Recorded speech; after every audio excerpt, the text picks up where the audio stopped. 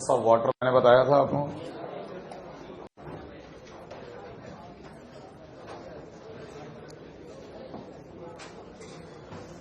आगे लिखो electrolysis of some important electrolyte.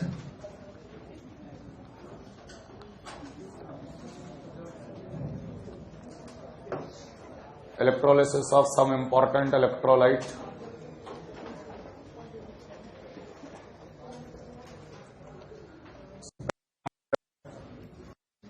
Aqueous CuSO4 का सॉल्यूशन, मान लो कि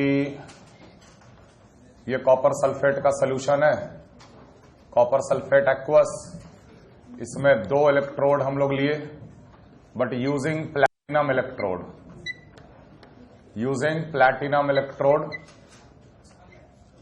और इसे बैटरी के साथ कनेक्ट कर दिए। ये प्लैटिनम इलेक्ट्रोड है। Platinum electrode is a non attackable electrode. Platinum electrode के साथ कोई रिएक्शन नहीं होता। तो एक्वस CuSO4 सॉल्यूशन में कौन कौन से स्पीशीज होंगे? Cu2+ होगा, वाटर होगा, H+ भी मान सकते हैं, सल्फेट आयन होगा, वाटर भी है, और OH- आयन भी है। ये सारे स्पीशीज मौजूद होंगे। लेकिन चूंकि ये एक्वस सोल्यूशन ऑफ CuSO4 है, जिसमें H+ का कंसंट्रेशन और OH- का कंसंट्रेशन बिल्कुल नेग्लिजिबल होगा, 10⁻⁷ मोलर। तो 10⁻⁷ मोलर का अगर कोई स्पीशीज है तो उसका पोटेंशियल क्या हो जाएगा? बिल्कुल कम हो जाएगा, क्योंकि उसकी एक्टिविटी क्या हो गई? कम हो गई। तो ये दोनों को हम लोग कंसिडर नहीं करेंगे। सीधे सीधे हम लोग मानेंगे कि copper 2+ water and sulphate ion 3 species है। Clear? Sulphur already +6 oxidation state पे, सल्फर ऑलरेडी +6 ऑक्सीडेशन स्टेट पे। लेकिन अनायन जो है, अनायन कहा जाएगा एनोड के पास, एनोड के पास ऑक्सीडेशन होने के लिए, और कटायन जाएगा कैथोड के पास रिडक्शन होने के लिए। ओके, हम कैथोड का रिएक्शन लिखें तो कैथोड पे 2 पॉसिबिलिटी है।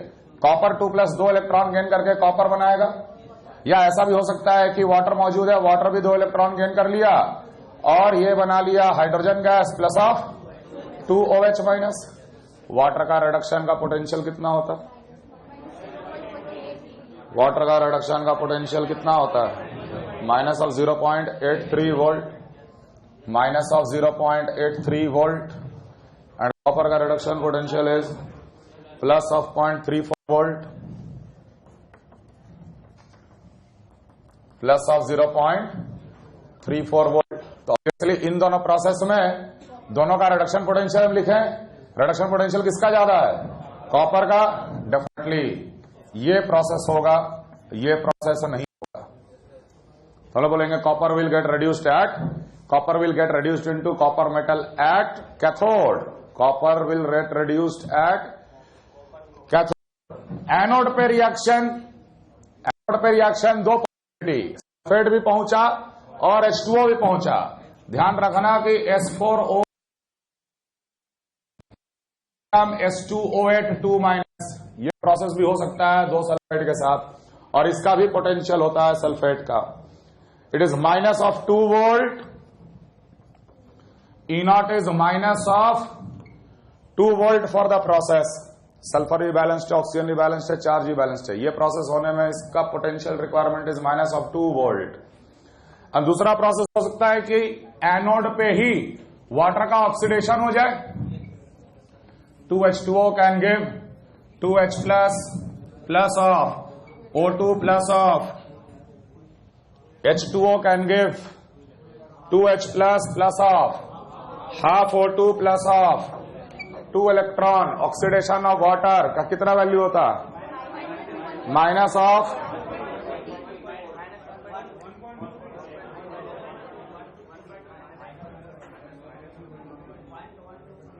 क्या हुआ सर?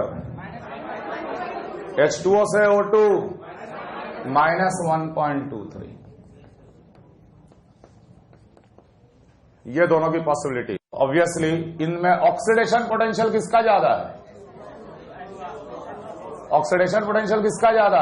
वाटर का ही ज्यादा, because it is -1.23, that is 2। Definitely this process will happen, this will तो whenever copper sulfate aqueous solution is electrolyzed using platinum electrode, copper gets deposited at cathode and oxygen gas gets liberated at anode. Copy करो जल्दी.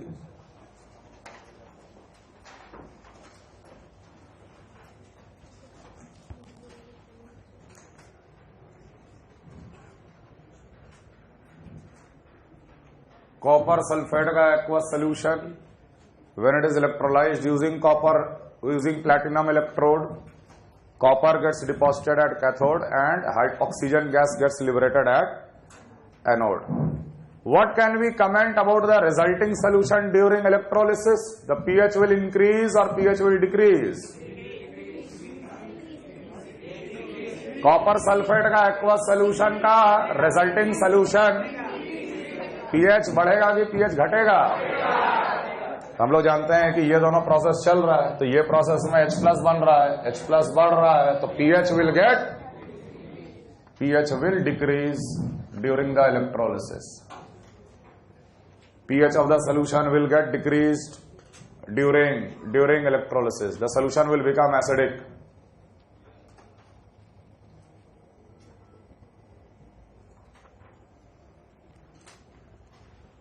Second वाला aqueous copper sulphate solution का ही electrolysis by using copper electrode.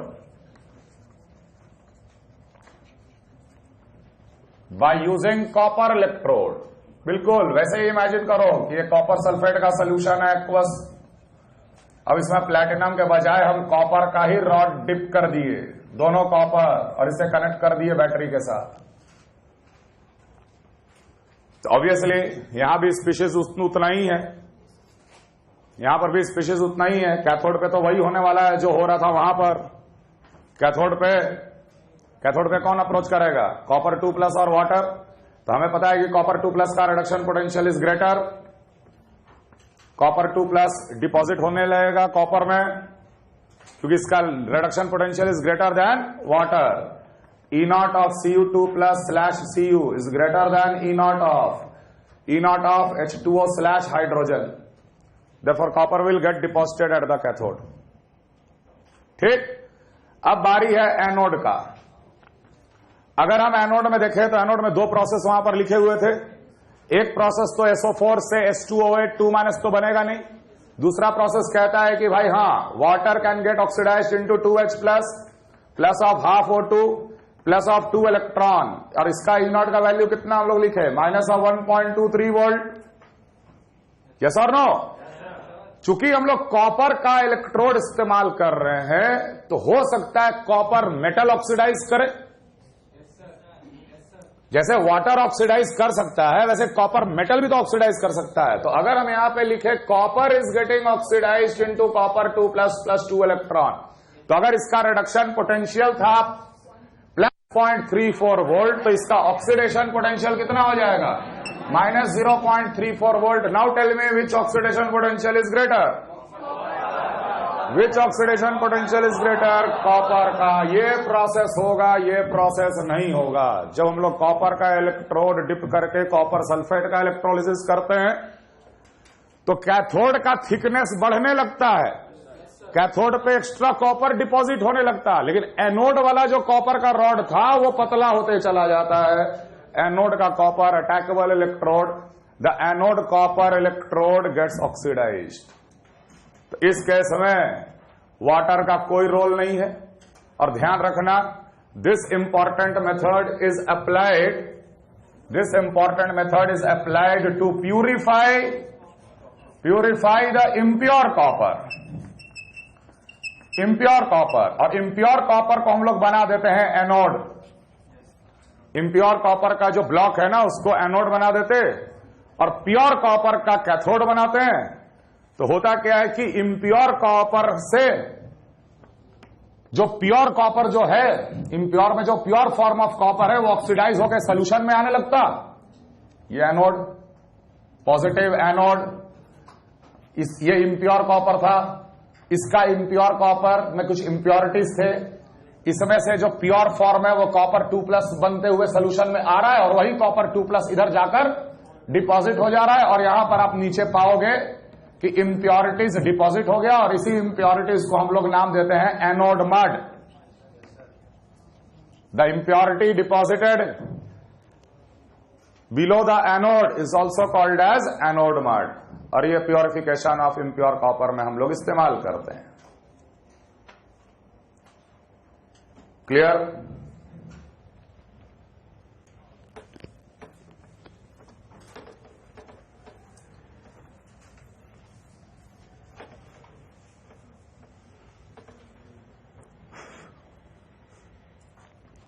Very important again, तीसरा, electrolysis of dilute NaCl solution.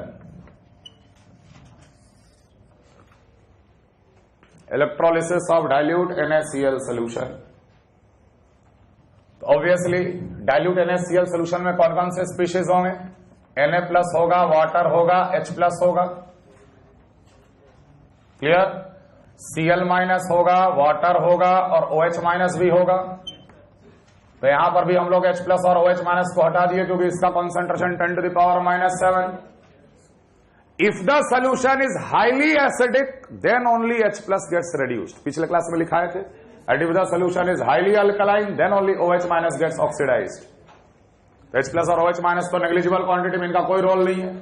बच गया Na+, Cl- और water. ठीक, Na+ कहा जाएगा, कैटायन कहा जाता कैथोड के पास, एनोड कहा, एनायन कहा जाता एनोड के पास। कैथोड पे Na+ हो सकता है एक इलेक्ट्रॉन लेकर रिड्यूस हो जाए। कैथोड पे 2H2O can gain 2 electron forming hydrogen gas plus of OH-, 2OH-, water का रिडक्शन और Na+ का रिडक्शन। Na+ का reduction potential is minus of 2.71 volt, minus of 2.71 volt, और वाटर का रिडक्शन पोटेंशियल कितना होता है? वाटर का reduction potential minus of 0.83, minus of 0.8277, 83 volt. तो इन दोनों में कौन सा है पोटेंशियल ज्यादा? रिडक्शन पोटेंशियल किसका ज्यादा है? वाटर का ज्यादा है, माइनस ऑफ 0.83। सोडियम का बहुत कम है रिडक्शन पोटेंशियल, इसलिए ये प्रोसेस नहीं होगा। Water will get reduced at the cathode, hydrogen gas निकलेगा कैथोड पे। एनोड पे अगर हम लोग देखें तो एनोड पे दो ही काम हो सकता है। Cl- can become Cl2 plus 2 electron, it will get oxidized. Even water can also get oxidized. H2O is giving 2H+ plus half O2 plus of 2 electron। Cl- का ऑक्सीडेशन पोटेंशियल, Cl- का oxidation potential is minus of 1.36 volt, minus of 1.36 volt. Cl- का oxidation potential is minus of 1.36 volt and water का oxidation potential is minus of 1.23 volt. इसलिए very important category में रखे हैं इसे।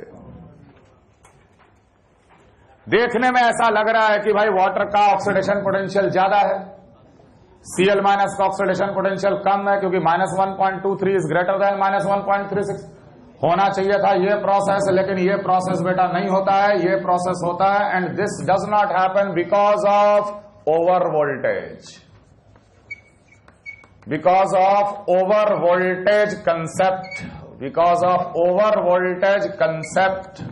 अब what is over voltage concept? The decomposition of H2O is very slow because of high activation energy.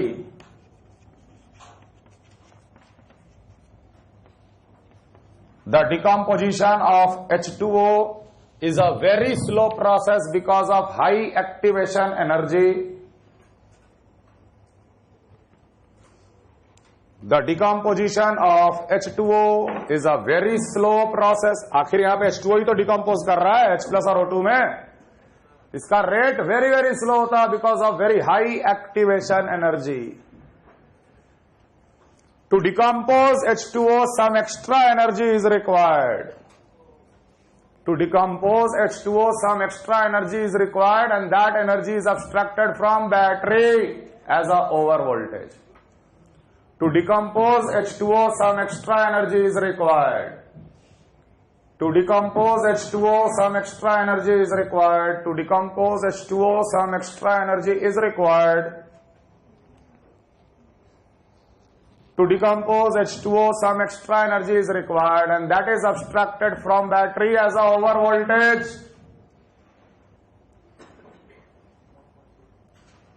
Some extra energy is required, and that is abstracted from battery as a over voltage.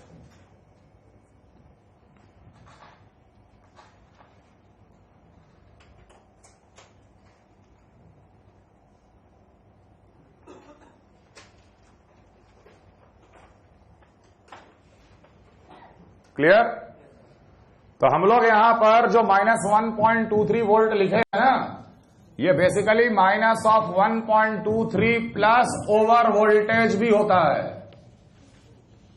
And this over voltage is nearly about 0.26 volt के आसपास, I guess. खैर अभी हम एक calculation करेंगे.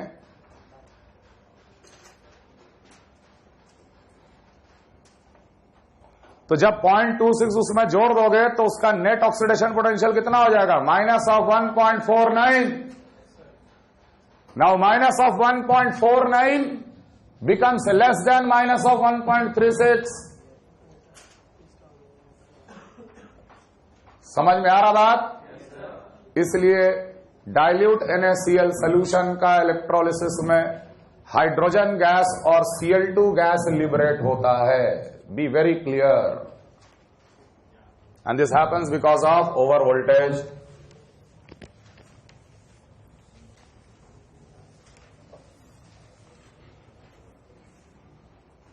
And it happens because of over voltage. Now, what will be the electrolysis product? What will be the electrolysis product of 10 to the power -3 molar NaCl? चलो एक हम वैल्यू दे दिए 10 to the power -3 मोलर, मतलब this is very very dilute solution of NaCl. अरे 0.1 molar 1 molar तब तो समझ में आता डाइल्यूट है. 10 to the power -3 मोलर मतलब very very dilute aqueous solution of NaCl अगर ले लिए और उसका इलेक्ट्रोलिसिस कराएंगे तो क्या होगा? तो ध्यान रखना Na+ का तो एनीवे नहीं होने वाला है. अब हम चेक करेंगे Cl- का. एक बात क्लियरली रखो ऐसे, E ऑफ Cl2 से Cl- कितना? तो यहां तो Cl- से Cl2 था -1.36, तो Cl2 से Cl कितना हो जाएगा? 1.36 वोल्ट. ये E0 वैल्यू है. अगर Cl- का concentration 10 to the power -3 molar हो गया, क्योंकि NaCl 10 to the power -3 10 to the power -3 molar Cl- देगा, है कि नहीं? हम रिएक्शन लिखे Cl2 will gain 2 electron becoming 2 Cl-. Reaction, reduction potential. हम रिडक्शन पोटेंशियल निकालेंगे Cl- का इस कंडीशन में. तो रिडक्शन पोटेंशियल ये स्टैंडर्ड नहीं हुआ ना बेटा, तो हम रिडक्शन पोटेंशियल निकालेंगे इस कंडीशन में. तुमको हम बता चुके हैं कि यार इलेक्ट्रोकेमिकल सीरीज में जो पोटेंशियल है वो स्टैंडर्ड रिडक्शन पोटेंशियल, और जिंक और एसिटिक एसिड का एग्जांपल हम बताया था पिछले क्लास में. E of Cl2/Cl- will be equal to E0 of Cl2/Cl- minus of 0.0591/2 log to the base 10 Cl- का कंसंट्रेशन का square upon partial pressure of Cl2 which is assumed to be 1. यहां हम बिठाए कितना volt? 1.36 volt minus of 0.0591/2 log to the base 10 Cl- का square, Cl- का square 10 to the power -3 का square -6.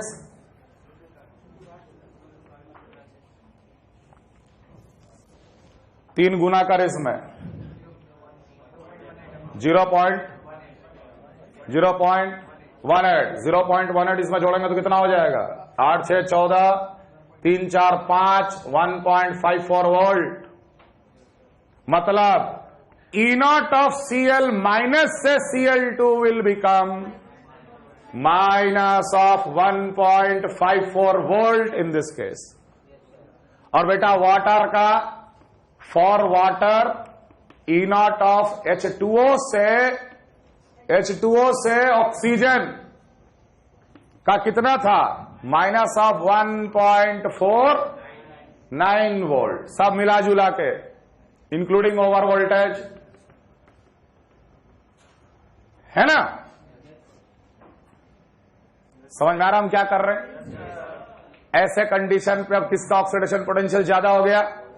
Water का ज्यादा हो गया। और ऐसे कंडीशन में अगर ऑक्सीडेशन पोटेंशियल वाटर का ज्यादा हो गया तो इस केस में Cl माइनस क्लोरीन गैस नहीं देगा। तो इस केस में लोग बोलेंगे we will get hydrogen gas at cathode and oxygen gas at anode, लेकिन इस केस में H2 gas and Cl2 gas.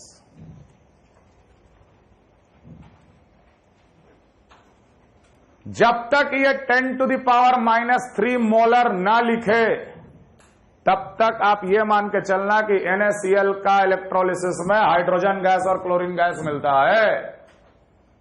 सवाल पूछा simple, what will be the electrolysis product of aqueous NaCl, hydrogen gas and Cl2 gas. अलग से कोई ऐसे करके पूछे तो बताएंगे कि रिडक्शन पोटेंशियल चेंज कर गया।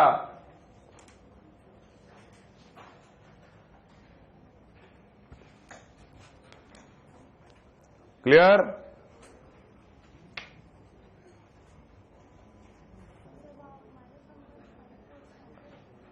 हाँ बिल्कुल, वो स्टैंडर्ड नहीं है बेटा,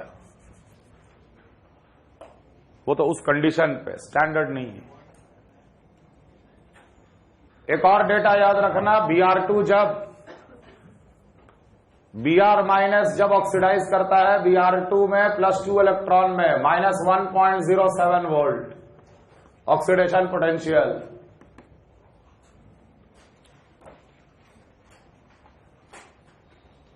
तो अगर हम NaBr का भी अगर हम कराएंगे, NaBr एक्वस का भी अगर हम लोग कराएंगे इलेक्ट्रोलिसिस, समझ में आ रहा है?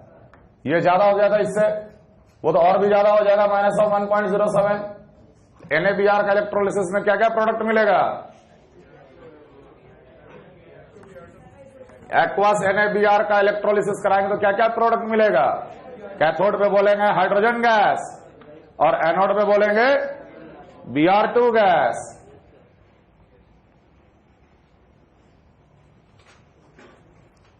आगे लिखिए,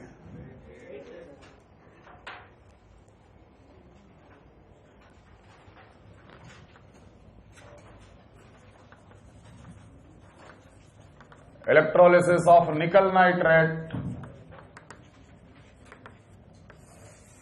using platinum electrode,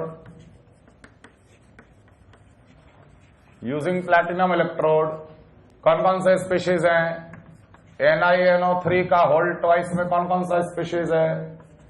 Na2+ है, वाटर है, H+ है, NO3- है, वाटर है, OH- है। जिनका कंसंट्रेशन 10⁻⁻7 है उनका कोई रोल नहीं।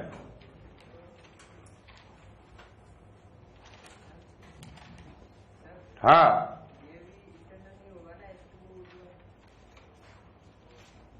वो स्टैंडर्ड ही है ना यार।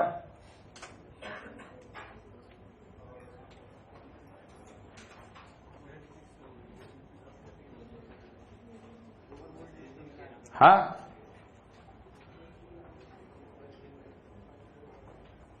कैथोड पे Na2+ 2 इलेक्ट्रॉन गेन करके निकल बन सकता, कैथोड पे 2H2O 2 इलेक्ट्रॉन गेन करके H2+ ऑफ 2OH- बन सकता।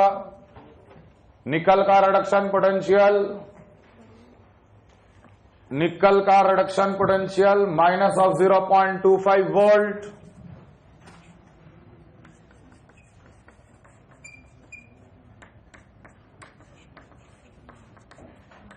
और ये कितना होता है रिडक्शन वाटर का?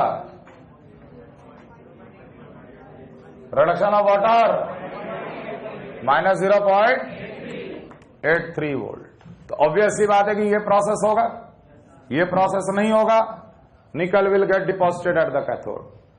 एनोड पे वाटर का ऑक्सीडेशन और नाइट्रेट का भी ऑक्सीडेशन, दोनों पॉसिबिलिटी।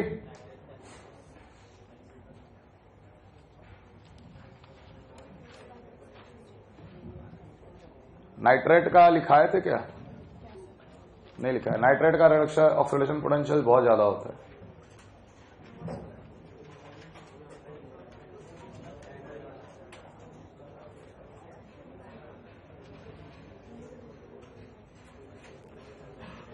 खैर NO3 minus can get oxidize, लेकिन नाइट्रोजन अपने आप में +5 ऑक्सीडेशन स्टेट पे, तो ये कहां ऑक्सीडाइज करेगा? ऐसे समझ लो, जैसे सल्फेट के साथ कुछ नहीं हुआ वैसे ही फॉस्फेट के साथ कुछ नहीं होता है, वैसे ही नाइट्रेट के साथ भी कुछ नहीं होता है। Already in a maximum oxidation state nothing can happen, it can not get oxidise further. एकमात्र बचा water. Water can get oxidise into 2H plus of plus of 2 electron. E का वैल्यू -1.23 प्लस ओवर वोल्टेज, जो लगाना है लगा दो।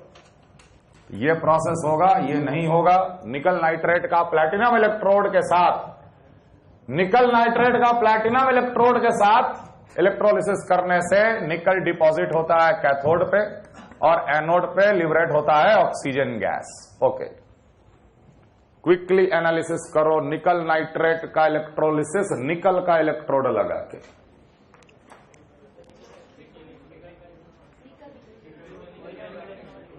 निकल nitrate का इलेक्ट्रोलिसिस निकल का इलेक्ट्रोड लगा के। तो जो चीज हमने कॉपर में ऑब्जर्व किया, कॉपर सल्फेट में ऑब्जर्व किया, वही चीज आप निकल नाइट्रेट में भी ऑब्जर्व करोगे। तो इलेक्ट्रोलिसिस ऑफ निकल नाइट्रेट यूजिंग निकल इलेक्ट्रोड, यूजिंग निकल इलेक्ट्रोड, तो Ni2 प्लस वाटर, निकल भी है, वाटर भी है और नाइट्रेट भी है। कैथोड पे तो वही होगा जो हो रहा है, निकल विल गेट डिपॉजिटेड। लेकिन एनोड पे अगर हम लोग एनालिसिस करें तो H2O can get oxidized into 2H plus half O2 plus of 2 electron. इसका E0 का वैल्यू इज -1.23 वोल्ट। और निकल ही अगर ऑक्सीडाइज कर जाए निकल +2 प्लस ऑफ 2 इलेक्ट्रॉन में, तो उसका रिडक्शन पोटेंशियल कितना था? -0.25। यहां हो जाएगा +0. ऑब्वियसली ये प्रोसेस नहीं होगा, अब ये प्रोसेस होगा। तो निकल का इलेक्ट्रोड अगर यूज कर लिए तो एनोड वाला निकल का इलेक्ट्रोड जो है वो कम होने लगेगा, निकल ही ऑक्सीडाइज करेगा और निकल 2+ ही रेड्यूस करेगा। निकल का भी प्यूरिफिकेशन कर सकते हैं। इतना डिस्कशन में किसी को कोई दिक्कत? क्लियर? देखो OH माइनस का ऑक्सीडेशन, 4OH माइनस का oxidation gives 2H2O plus of O2 plus 4 electron. इसका E0 देखोगे ना -0.4 वोल्ट होता है। तो सर ये तो ज्यादा है ऑक्सीडेशन पोटेंशियल, ये होना चाहिए, ये नहीं होना चाहिए। नॉन्स्ट इक्वेशन लगा, OH माइनस के बदले 10⁻⁻7 बिठा, तब समझ में आएगा कि क्या है। इसलिए हम 10⁻⁻7, भले इसका ज्यादा है लेकिन ये नहीं करेगा, वाटर नहीं करता oxidize, because OH minus concentration is highly negligible. Clear है?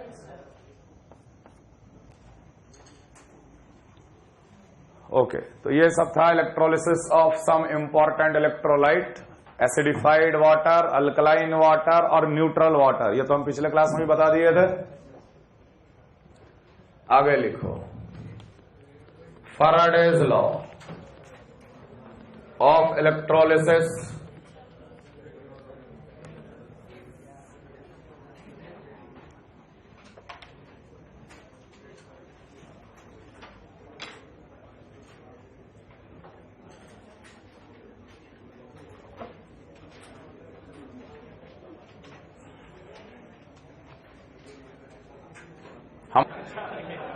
निकल कैडमियम का, निकलेंची का, लेड स्टोरेज का। लेड स्टोरेज का खाली एक रिएक्शन याद रखना है, बहुत इंपॉर्टेंट है ना, लेकिन बैटरी का पढ़ लेना।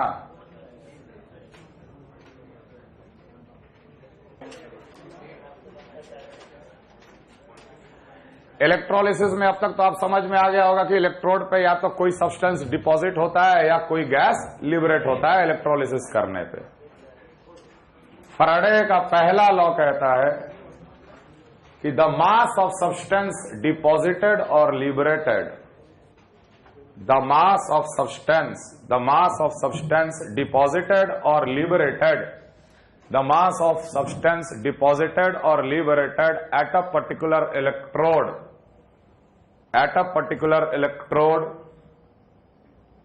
is directly proportional to the quantity of charge passed. The mass of substance deposited or liberated, the mass of any substance deposited or liberated at any particular electrode is directly proportional to the charge passed.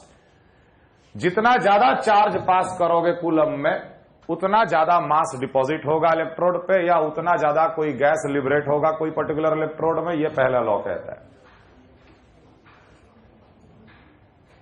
Clear? Second law, second law of electrolysis.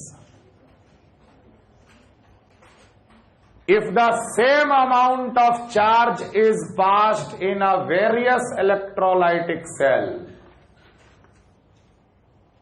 if the same amount of charge is passed in a various electrolytic cell, if same amount of charge is passed in a various electrolytic cell, then the mass of substance deposited or liberated,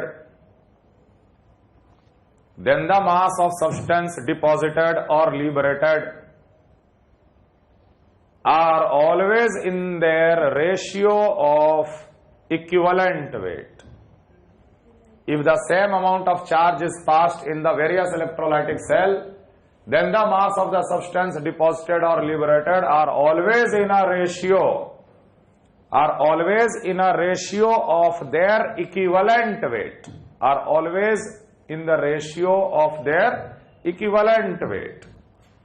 जैसे मान लो 2-3 electrolytic cell है, same charge गया तीनों में, Q Q Q।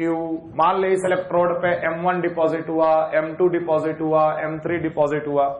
Second law कहता है कि mass of the substance deposited will be always in the ratio of their equivalent weight, E1 upon E2। मान लो दोनों मेटल डिपॉजिट हुआ है, दोनों मेटल का इक्विवेलेंट वेट E1 E2 है, तो M1 बाई M2 जो होगा वो हमेशा E1 बाई E2 होगा। पहला लॉ कहता है कि mass will be directly proportional to the charge pass. जितना ज्यादा चार्ज पास करोगे उतना ज्यादा मास ऑफ सब्सटेंस डिपॉजिट या लिबरेट होगा। और अगर सेम चार्ज अगर पास कर दिए हम वेरियस इलेक्ट्रोलाइटिक सेल में, देन द मास डिपॉजिटेड और liberated will be always in the ratio of their equivalent weight. बस ये सिर्फ समझने के लिए था, लॉ को बस याद रखना है, लेकिन ये लॉ से न्यूमेरिकल प्रॉब्लम सॉल्व करने का कोशिश नहीं करना। एक तरीका हम बताएंगे, वो तरीका से ही सारे न्यूमेरिकल हम लोग सॉल्व करेंगे। हालांकि वो तरीका लॉ ही है, लेकिन अप्रोच डिफरेंट है। कभी कभी सवाल डायरेक्ट लॉ पे आता है कि this much amount of this much current was passed for this much second in the various electrolytic cell, mass deposited दे दिया, एक का इक्विवेलेंट वेट दे दिया, दूसरे का इक्विवेलेंट वेट पूछ लिया, तो सीधे लॉ का एप्लीकेशन का वो सवाल है। समझ में आ रहा है ना? ऐसे सवाल है आपके ट्यूटोरियल शीट में जो सीधे सीधे लॉ के ऊपर बेस्ड सवाल है।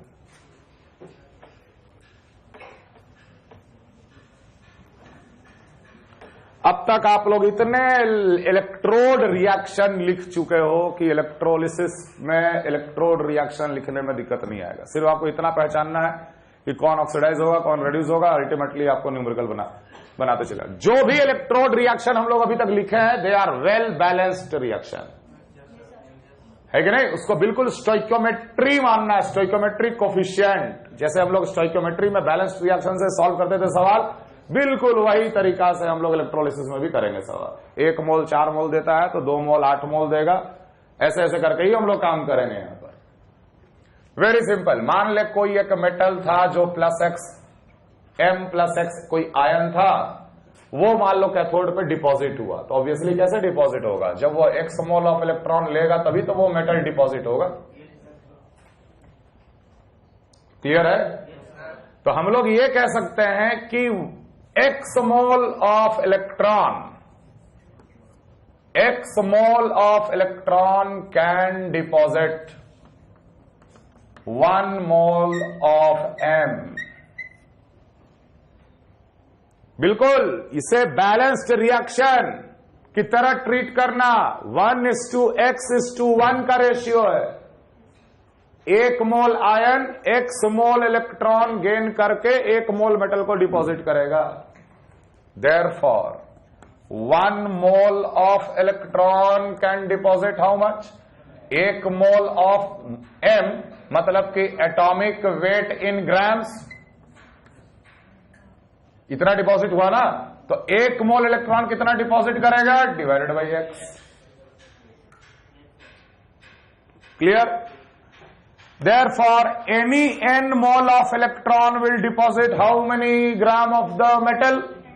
Atomic weight upon X multiplied by n।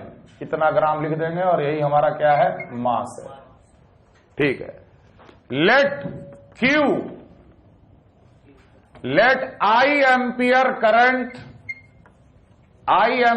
current was passed for t seconds। Let I ampere current was passed for t second। तो आपने कितना चार्ज पास किया? Q is equal to IT, और इसका यूनिट किसमें? कूलम्स में। इतना चार्ज आपने पास किया। चार्ज अगर कूलम में पता है तो बताओ कि कितना मोल ऑफ इलेक्ट्रॉन पास किया आपने। तो हमें पता है कि 1 मोल इलेक्ट्रॉन पे चार्ज होता है 96500 कूलम्स, विच इज 1 फराडे, जिसको हम लोग F से रिप्रेजेंट करेंगे। 1 मोल इलेक्ट्रॉन पे total charge in coulomb is 1 Faraday. Okay, अगर मेरे को चार्ज पता है और हम पूछ रहे मोल कितना, तो ऑब्वियसली इस चार्ज को 96500 से डिवाइड कर दें। समझ में आ रहा है? तो moles of electron will become IT upon F, और इसी को हम बोल रहे हैं N। इसी को हम बोल रहे हैं N। एनी N मोल कितना डिपॉजिट करेगा, उसी को हम बोल रहे हैं N mole of electron. Mole of electron और चार्ज दो में थोड़ा सा फर्क है, फैराडे से रिलेटेड है दोनों। समझ में आ रहा है? यहां पर जो हम रिएक्शन लिखे इसमें हम लोग मोल ऑफ इलेक्ट्रॉन में बात करेंगे, और उस मोल ऑफ इलेक्ट्रॉन को फिर हम लोग चार्ज में कन्वर्ट कर सकते हैं। समझ में आ रहा बात? तो जो मास डिपॉजिट हुआ वो कितना हो गया अब तक? Atomic weight upon X into N, and what is N? It is IT upon F। It is IT upon F। ध्यान रखना कि atomic weight upon X upon F, इतने को हम लोग रिप्रेजेंट कर देते हैं Z से, ZIT, where Z is called electrochemical equivalent। Z is called electrochemical equivalent। M is equal to ZIT। Faraday law में मात्र एक equation, M is equal to ZIT, which is Z is electrochemical equivalent of the element, I current in ampere, T in second, mass निकल जाएगा। लेकिन कभी भी इस फॉर्मूले से मास निकालने का कोशिश नहीं करना न्यूमेरिकल प्रॉब्लम में। न्यूमेरिकल प्रॉब्लम में क्या करना है? न्यूमेरिकल प्रॉब्लम में ये काम करना है, वो काम ज्यादा समझ में आता है। मेरे पास अगर रिएक्शन है तो वो काम मेरे को ज्यादा समझ में आता है कि भाई 1 मोल के लिए कितना मोल इलेक्ट्रॉन की आवश्यकता है, वो तो हम लोग देखेंगे ना। समझ में आ रहा? Is this clear? ये जो इक्वेशन है फैराडे का, दोनों लॉ को इंक्लूड कर लिया। दोनों लॉ को इंक्लूड कर लिया। कैसे? अगर इलेक्ट्रोकेमिकल सेल, एक पर्टिकुलर इलेक्ट्रोकेमिकल सेल है, तो उसमें जो एलिमेंट डिपॉजिट हो रहा है उसका तो Z वैल्यू कांस्टेंट हो गया। तो Z अगर कांस्टेंट हो गया तो M will be proportional to IT, M will be proportional to IT, तो mass will be proportional to the charge passed. And if IT is same for all of them, IT is same, then you can write M1 by M2 will be equal to Z1 by Z2. M1 by M2 will be equal to Z1 by Z2. अब तुम खुद बताओ कि ये atomic weight upon x क्या है? Equivalent weight. Atomic weight upon x क्या है? Equivalent weight. एक्स क्या था? Charge on the ion. अगर हम तुमसे बोले Al+3, इसका इक्विवेलेंट वेट क्या होगा? 27/3. समझ में आ रहा बात? क्लियर? तो ये बच गया equivalent weight. Equivalent weight upon F को भी हम लोग इलेक्ट्रोकेमिकल इक्विवेलेंट कह सकते हैं. तो एफ कट जाएगा, E1 by E2 बच जाएगा. तो M is equal to ZIT is the combined form of both law of Faraday. लेकिन जो तरीका से मैंने डिराइव किया है वो तरीका आपको हमेशा लगाना है न्यूमेरिकल प्रॉब्लम सॉल्विंग में. M is equal to ZIT लगा के तुम कोई भी सवाल सॉल्व नहीं कर पाओगे. Clear?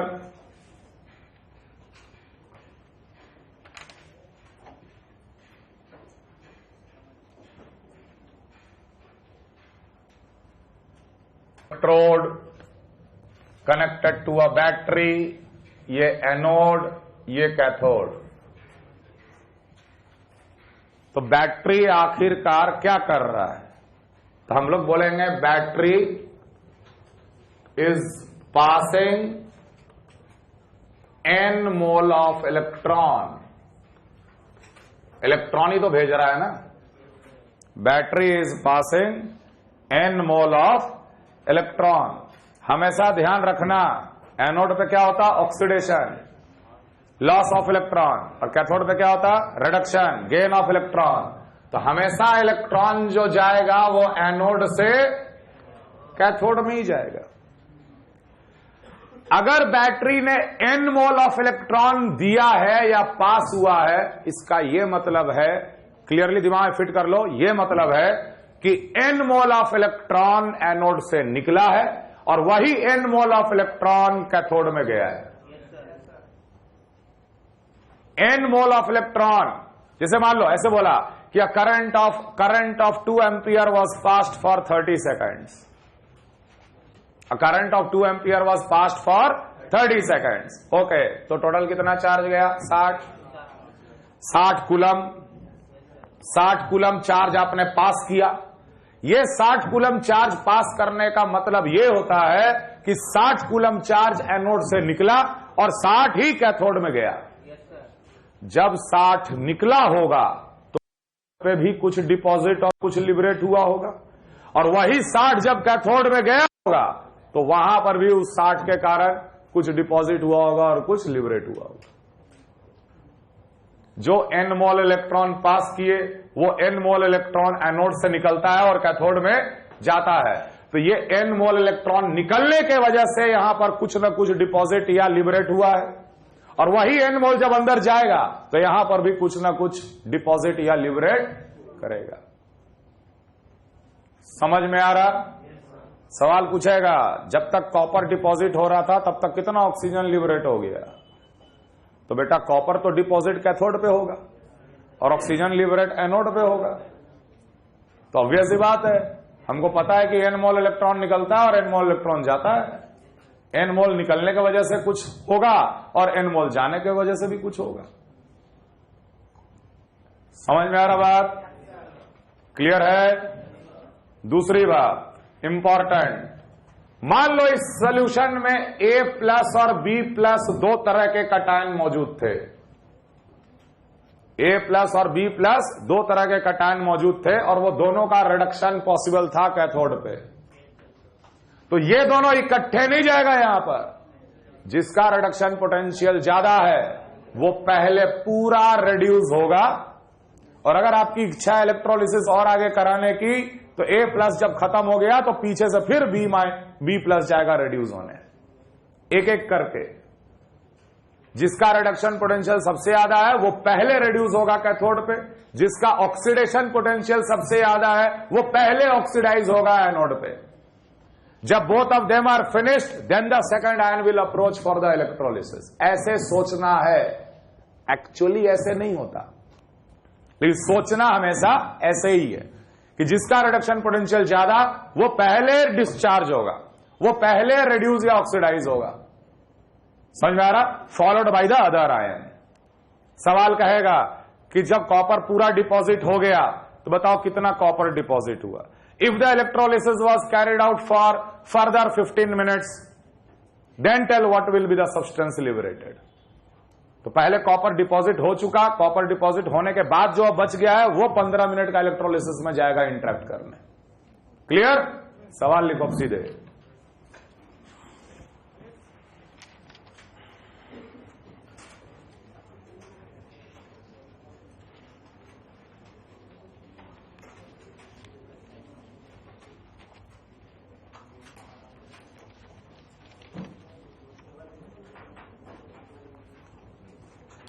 A current of 0.5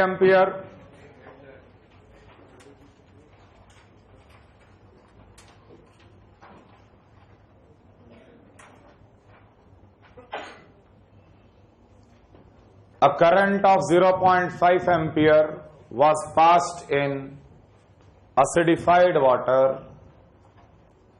A current of 0.5 ampere is passed in acidified water for 50 minutes. A current of 0.5 ampere was passed in acidified water for 50 minutes. Calculate the mass of hydrogen and oxygen gas evolved. Calculate the mass of hydrogen gas and oxygen gas evolved. बिल्कुल basic सवाल, basic चीज को समझाने के लिए हम यह सवाल दिए।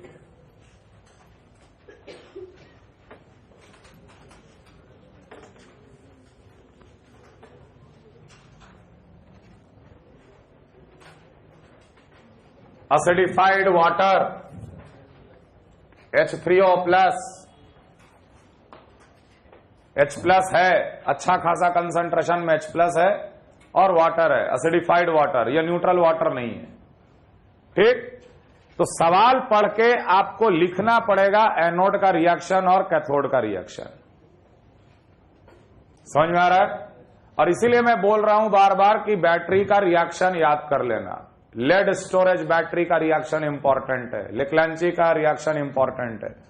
सीधे बोलेगा लेक्लांची सेल में इतना करंट पास हुआ इतने देर के लिए, है ना? कौन कौन सा सब्सटेंस, तो रिएक्शन पता रहना चाहिए उन बैटरी का, इंपॉर्टेंट बैटरी का। बाकी रिएक्शन आप खुद लिख लोगे या खुद लिख लोगे।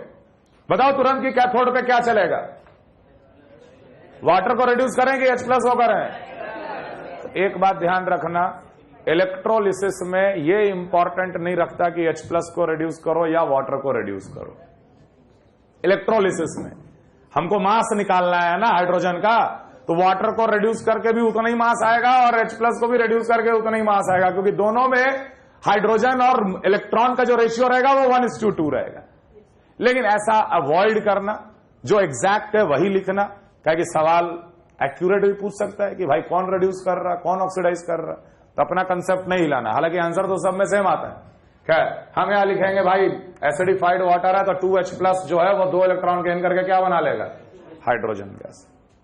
तो हाइड्रोजन तो इस वजह से लिबरेट हो रहा है। ठीक है, एनोड पे क्या चल रहा होगा? जब कैथोड पे ये चल रहा है तो एनोड पे भी कुछ चल रहा होगा यार। एनोड पे चल रहा होगा ऑक्सीडेशन। ऑक्सीडेशन किसका? वाटर का। H2O will give 2H plus plus 2 electron plus half O2, ये बैलेंस्ड रिएक्शन है। तो एनोड पे अगर ये चल रहा है, कैथोड पे ये चल रहा है। अब निकालेंगे charge past. A current of 0.5 ampere was passed for 50 minutes multiplied by 60 seconds. ये निकला बेटा Q, इतना चार्ज कूलम में पास किया गया है थ्रू बैटरी। समझना? पहले एक सवाल समझ लो अच्छे से। इतना चार्ज पास किया बैटरी, समझ में आ रहा? तो इसको ऐसे समझना कि इतना ही चार्ज एनोड से निकला है और इतना ही चार्ज कैथोड में गया है। ठीक? चार्ज कूलम में जब पता है तो आप इसको डिवाइड कर दीजिए फैराडे से तो ये बन जाएगा मोल ऑफ इलेक्ट्रॉन। इतना मोल ऑफ इलेक्ट्रॉन एनोड से निकला और इतना ही मोल ऑफ इलेक्ट्रॉन कैथोड में गया। क्लियर है ये चीज? ठीक है। अब सिंपल स्टोइकियोमेट्री कि यार जब दो मोल इलेक्ट्रॉन निकलता है तो हाफ मोल ऑक्सीजन बनता है। एनोड में 2 मोल इलेक्ट्रॉन निकलता है तो हाफ मोल ऑक्सीजन बनता है। Therefore 60 into 25/f mole of electron जब निकलेगा तो कितना बनेगा?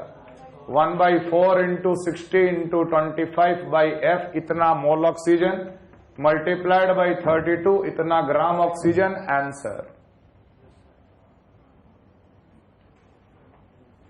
समझ में आ रहा? क्लियर है? ये कैसे सॉल्व किए समझ में आ रहा है? Main important thing is balanced, a well balanced reaction, charge balanced as well as mass balanced. तो सिर्फ इतनी देखे 2:1/2 का रेशियो, जब 2 मोल इलेक्ट्रॉन निकलता है तो हाफ मोल ऑक्सीजन बनता है। तो जब इतना मोल इलेक्ट्रॉन निकलेगा तो कितना बनेगा? मोल पता चल गया, 32 से गुणा कर दिए, मास हो गया। सिमिलरली अब गए कैथोड पे। कैथोड पे जब 2 मोल इलेक्ट्रॉन जब अंदर कैथोड के जाता है तो 1 मोल हाइड्रोजन बनता है। When 2 mole enters, we get 1 mole of hydrogen. How many mole is entering? 60 into 25/f mole of electron जब एंटर करेगा तो कितना बनेगा? 1/2 into 60 into 25/f multiplied by 2 gram of hydrogen. Answer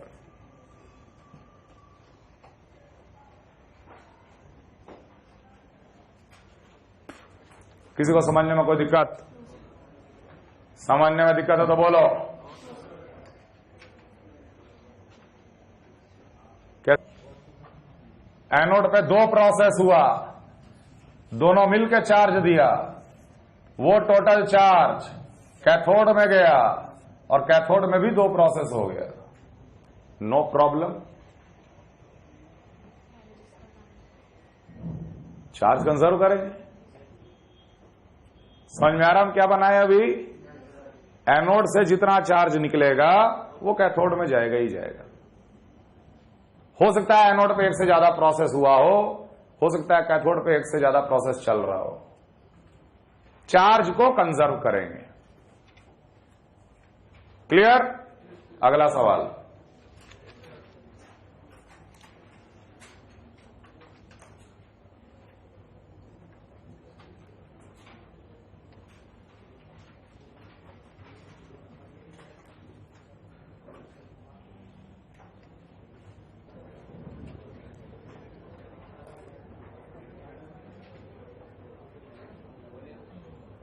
अगला सवाल 67.2 litre of hydrogen gas, 67.2 litre of hydrogen gas reacts at STP, 67.2 litre of hydrogen gas reacts at STP, 67.2 litre of hydrogen gas reacts at STP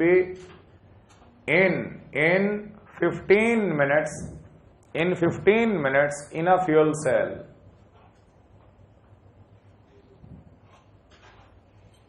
In a fuel cell. Calculate the average current produced.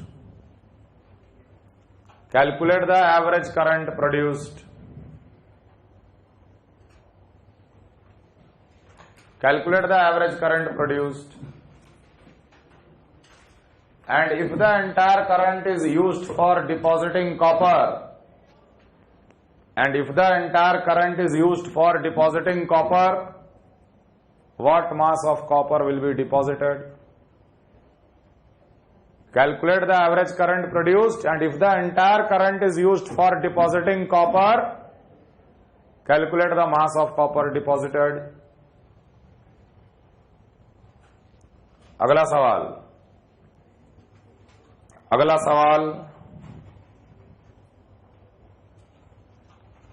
an aqueous solution of CuSO4, an aqueous solution of CuSO4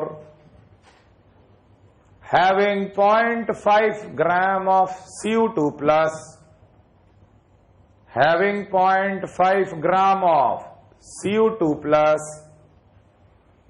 was electrolyzed using platinum electrode,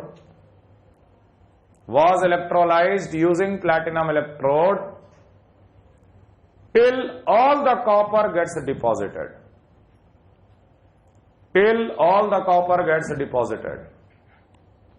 Full stop. The electrolysis was carried out for 7 more minutes. The electrolysis was carried out for 7 more minutes using a current of 1.2 ampere.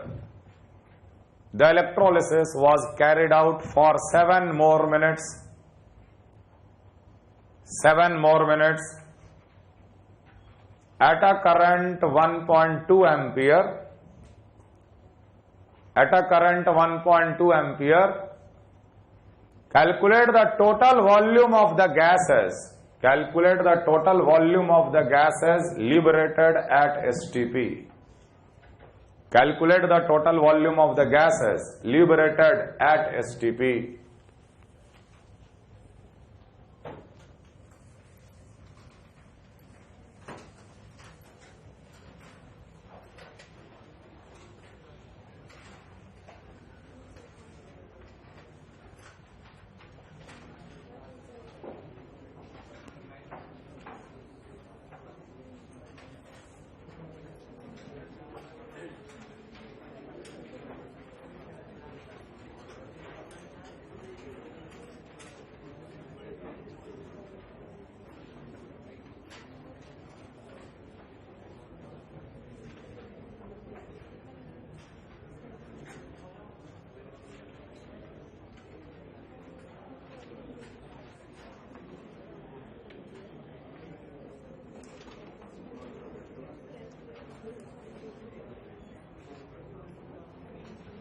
Electrolysis में या electrochemistry में hydrogen gas अगर react करेगा तो कैसे करेगा?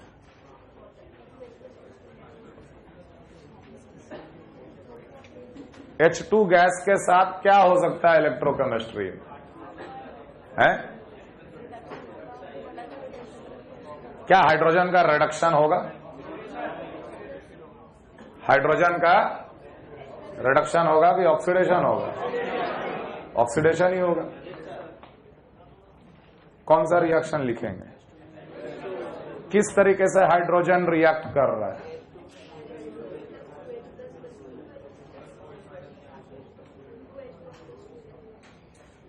लिखो लिखो जल्दी लिखो रिएक्शन पहला सवाल का।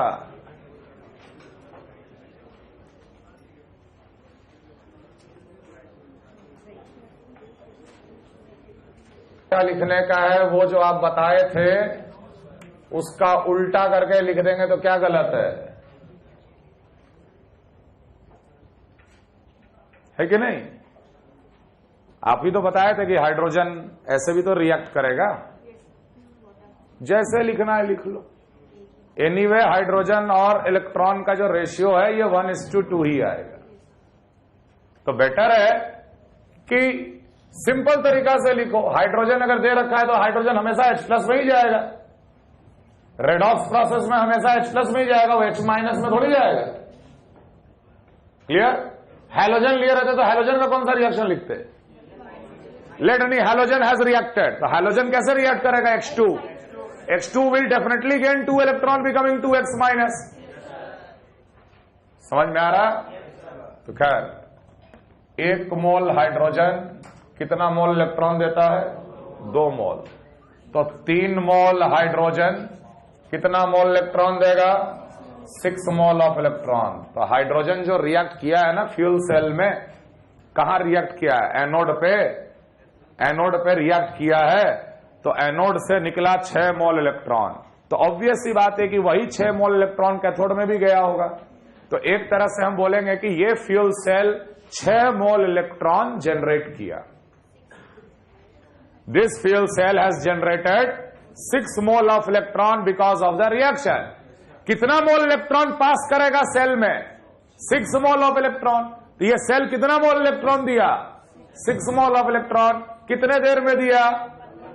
15 मिनट में। 6 मोल ऑफ इलेक्ट्रॉन मतलब 6 × 96500 Coulomb's divided by 15 × 60, that will give you the average current produced, charge upon time.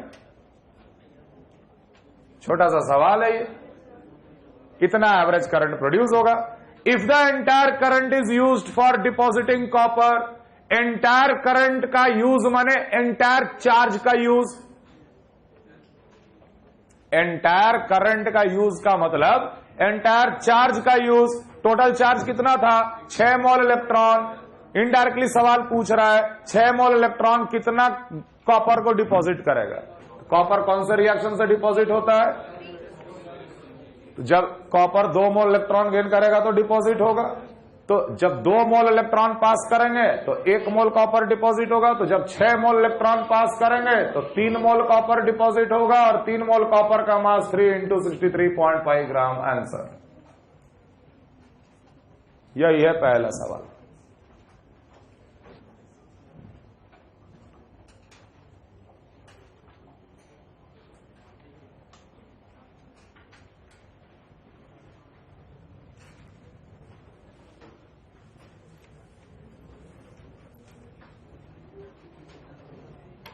कराओ कॉपर सल्फेट का इलेक्ट्रोलिसिस।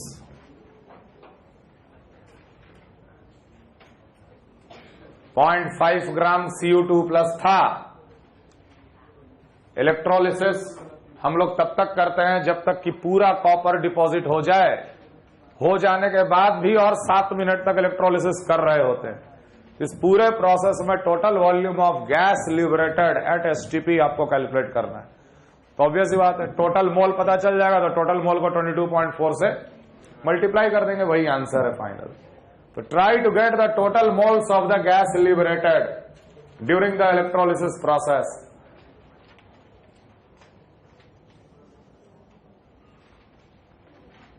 क्या क्या रिएक्शन लिखे?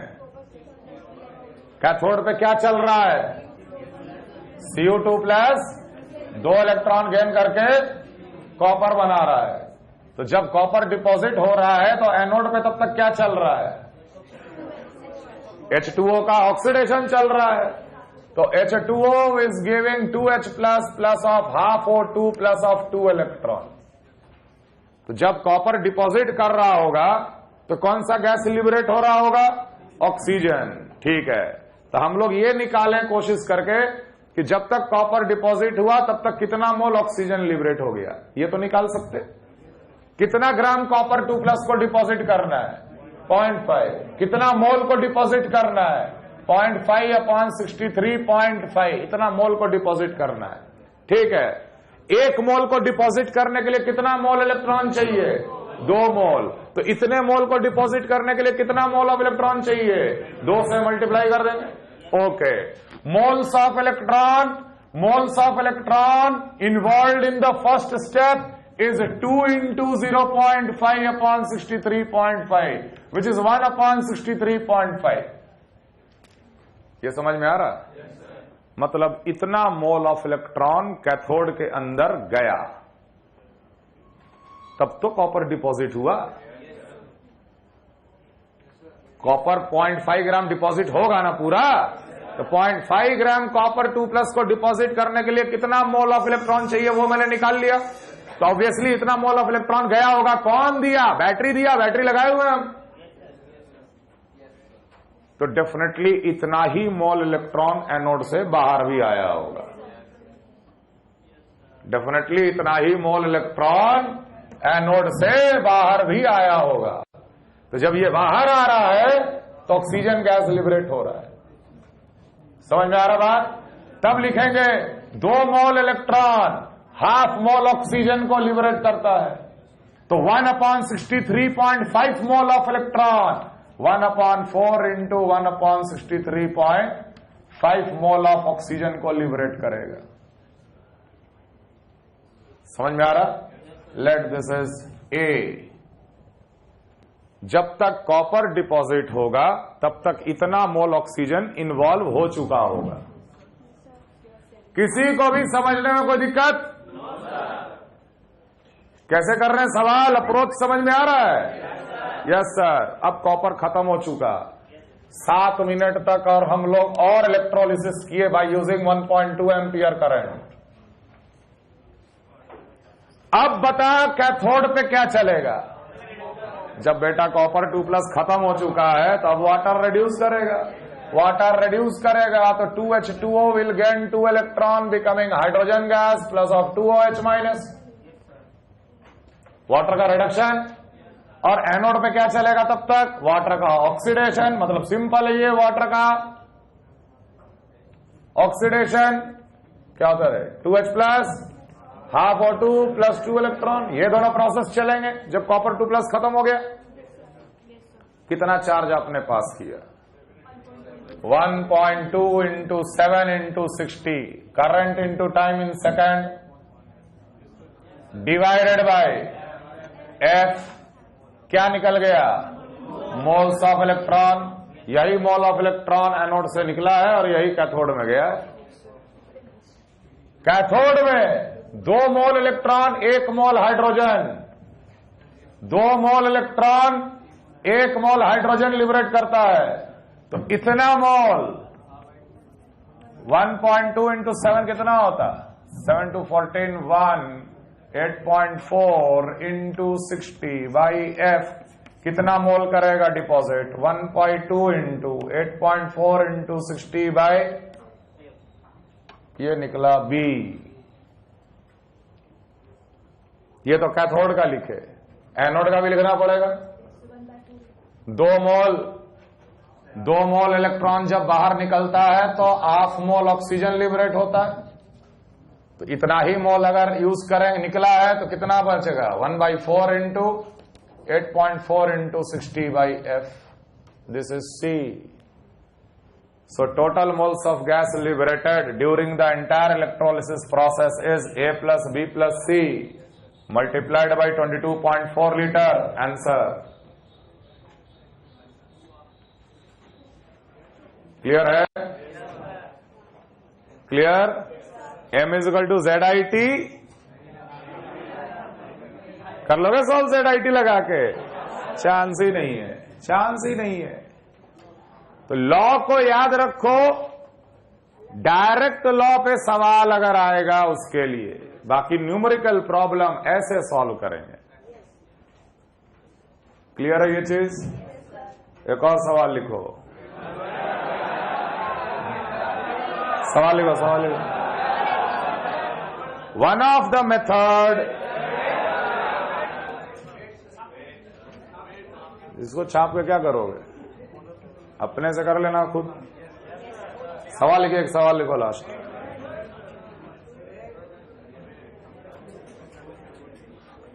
इलेक्ट्रोकेमिस्ट्री 2 लेक्चर का और बच गया है, 2 लेक्चर्स। उसके बाद solution and colligative property, method of preparing H2S2O8। One of the method of preparing H2S2O8। H2S2O8 involves oxidation of H2SO4, involves oxidation of H2SO4 at anode, involves oxidation of H2SO4 at anode with hydrogen and oxygen as a byproduct, with hydrogen and oxygen as a byproduct.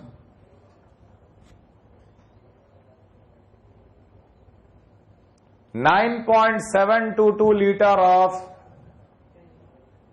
9.722 liter of hydrogen and 2.35 liter of oxygen, 2.35 liter of oxygen were produced at STP,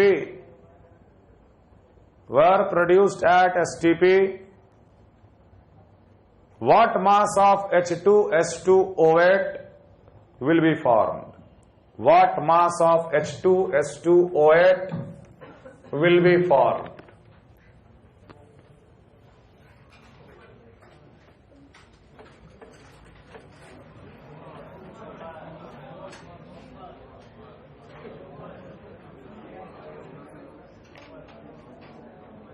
reaction लिखो, anode का reaction और cathode का reaction तुरंत।